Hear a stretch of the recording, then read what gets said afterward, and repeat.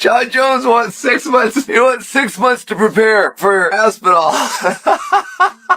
He wants 6 months. He can have them. How would I control it? How would anybody control it? Jon has the undisputed belt and that Tom has the interim belt. We all understand that these guys are going to fight. Now that we have that evidence, we have had November to December, December to January, January to February, February to March. We've got 4 months. If Jon needs 6 months to train for Aspinall, how much does he still need? Did he take a couple weeks off? Did he take a whole month off? For heaven's sakes, did he take the whole time off? It's been 4.5 months since that fight. Did he not train? Train with Aspinall in mind? Did he not full well know the undisputed champion was going to take on the interim champion? What do you mean he needs 6 months? 6 months starting when?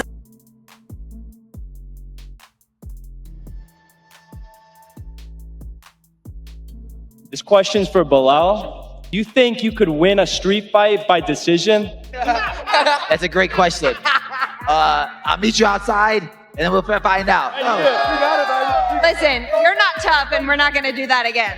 I'll shut the mics off. Go over here. So, I got a question for, oh, I forgot the name. Well played, well played. Do you think that you would be able to beat a healthy full camp Gilbert? I mean, I did beat a healthy full camp Gilbert. Okay, whatever you say. Cool guy. Okay, we're going to go over here now. Thanks.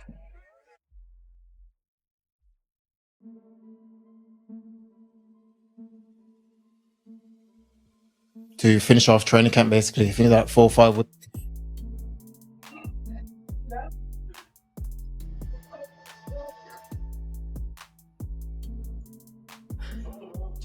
An emergency situation has been identified. What? Now is this? We request you evacuate the hotel using.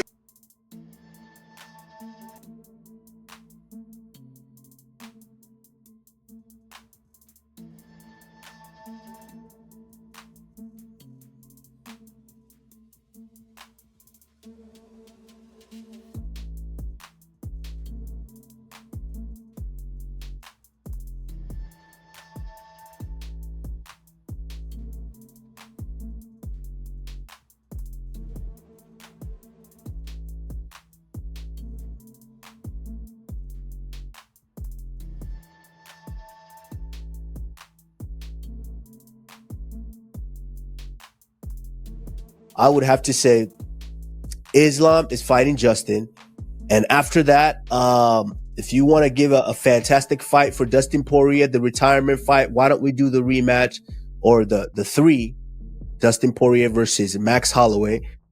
I would do Arman Tsarukyan versus Charles Oliveira. And then I would probably do winner of Chandler versus Pimlet against Dan Hooker. I would do that. So what does that leave Ilya? Ilya Topuria, Mateus Gamrot. Okay, all right. So now you're just throwing, now you're just swinging, now you're just throwing it against the wall. Come on, hey. The one thing it's hard, we don't see often is Ilya Topuria on his back.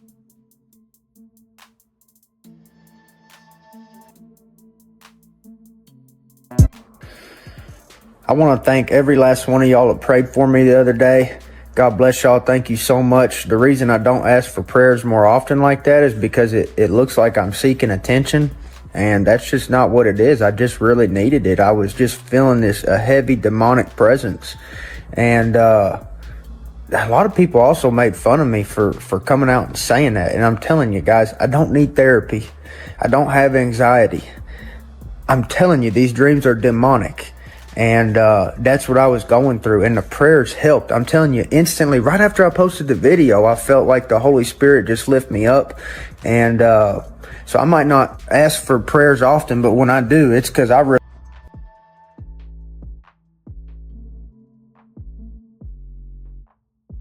I don't believe in that. Social media not gonna help you, bro. Like That's something true. That's coming a good point. bad to you. You go to a mentor, go to a guy, go to his pastor, go to his church, go to a friend.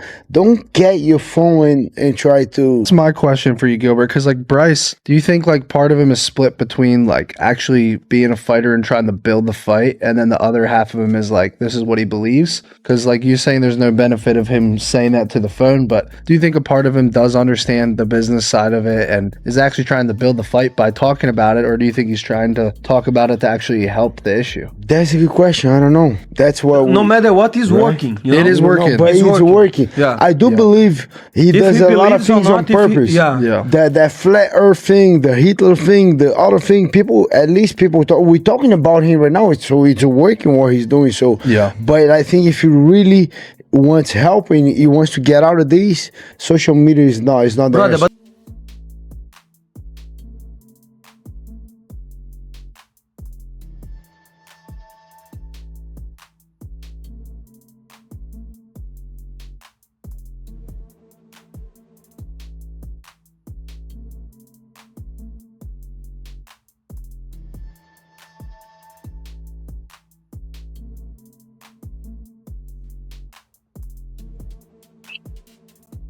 Rip his fucking head off!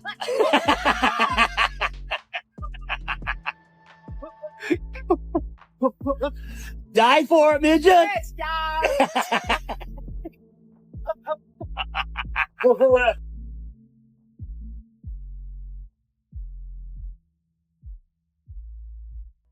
To get my Bruce Buffer tattoo, UFC tattoo, I'm from a very small little place and not a lot of people ever make it out from where I'm from. So I used to always say to people, hey, imagine one day I'm going to have Bruce Buffer say, fighting out of Corby, England, and everybody just say, you're a dreamer, you're never going to have that happen. The day that I was making my UFC debut and I had Bruce Buffer there and he said, fighting out of Corby, England. To me, it was just like, wow, like that's like 11, nearly 12 years in the making of thinking something, knowing something's going to happen. So I had to commemorate it with the tattoo. I just thought it's got to be done.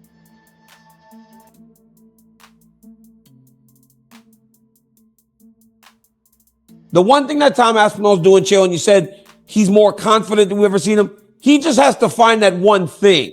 Right now, he's just chipping away, trying to find that one thing to get to Jones, because you and I both know as guys that got to him, it's one thing that you can make him lock on, that makes him feel disrespected, angry, or mad, and then his attention is solely focused on you, and there'll be nothing that can stop him from fighting you. Tom is still searching for that thing that's going to make Jon go, I've got to deal with this dude. Because for everything that Jon Jones is, he's a fighter and a competitor. And once you piss him off, Chael, the only thing on his mind is to try to get you.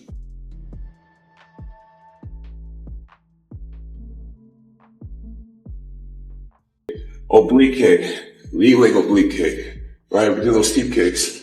I can come to his face, boom. Right? We call it locking horns, because the idea is like two like bulls, you know, like an elk, just freaking being all alpha male. That's what we call it, locking horns. When you're in this locking horns position, you're close enough to be harmed. You are still in danger. So just because I got the outside grip doesn't mean that he can't just tee off on me still. So I want you guys to be defensively sound, even when you're this close. Like when I get in this position, I don't think that I have control over him because his knees are still open, his feet are still open, his elbows are still open. So just be aware defensively that you're not out of danger just because you're the guy with the top position. All right, so next we're just gonna work on doing kicks from this position. So you can kick here, boom. The reason why I say that is because you don't want to get lazy and kind of let one hand go and you're still kicking in a really close range. So when you have his hands, you hold on to those hands until you're done. Then let go. You don't want to have one hand and one hand's off and you're doing things way too close thinking that you're safe. Because you're not, right? So now we're just gonna work on doing kicks from here. Boom, we're gonna work on creativity from here. You can do inside leg kick, outside kick, oblique kick, lead leg oblique kick, right? We do those steep kicks. I can come to his face, boom, right? So I want us to respect each other because we're not sparring. We're trying to prevent anything wrong learning. Let's just play around. We're not sparring. We're gonna take turns. We'll go 2 and 2 and just work your creativity. I can go outside leg kick, boom. Second time, fake, boom, up the middle. Right? I'm here, boom, boom. So just play around and just kind of make this your own. You could be in here, you work on your switch, bam, up the middle. Bam, boom. You know? So just kind of play around with it. Let your creative juices flow. Okay, what would I do from here? What would be my go-to from here? Just play around without sparring. 2 and 2. Ready, back and forth.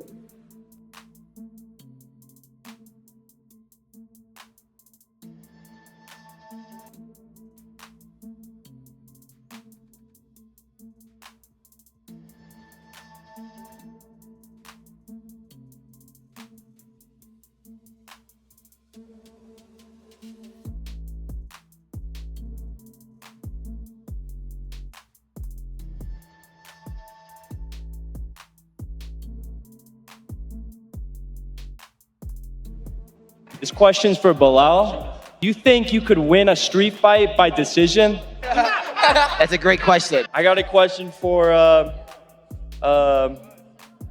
forgot the name.